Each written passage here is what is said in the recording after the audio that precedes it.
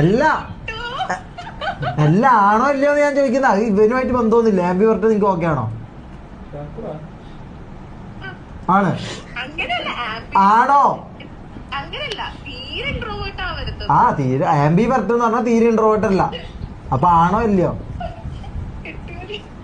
ആണോ? അതാരാ? അടുത്താരാ? എട്ടുകാലി.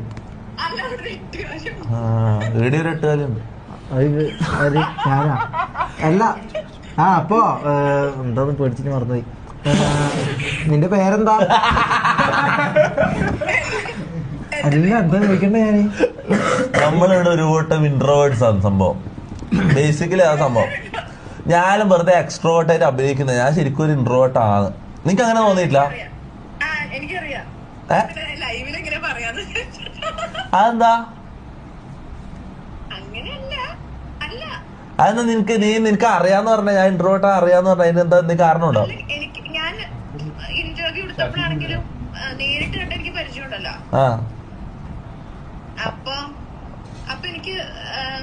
അങ്ങനെ തോന്നാൻ കാരണം?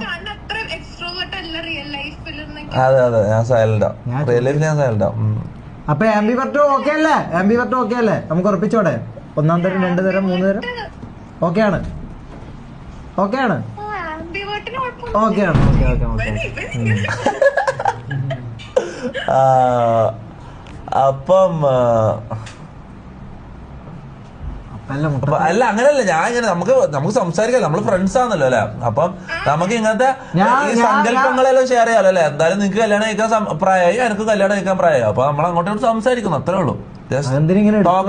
അല്ല അങ്ങനല്ല. അപ്പൊ ഞാൻ ചോദിക്കുന്നത് വേറൊന്നും വിചാരിക്കുന്നത്, ഞാൻ ചോദിക്കുന്നത് അപ്പം ഒരു ആംബിവേർട്ട് ആയിട്ടുള്ള വേറെന്താ നിന്റെ സങ്കല്പം ഒരു കല്യാണം കഴിക്കാൻ പോകുന്ന ആളെ കുറിച്ചുള്ള?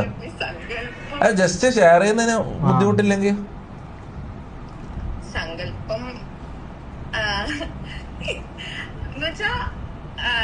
ഒരു ടൈമിൽ 2-3 പേരെ നോക്കാൻ പാടില്ല.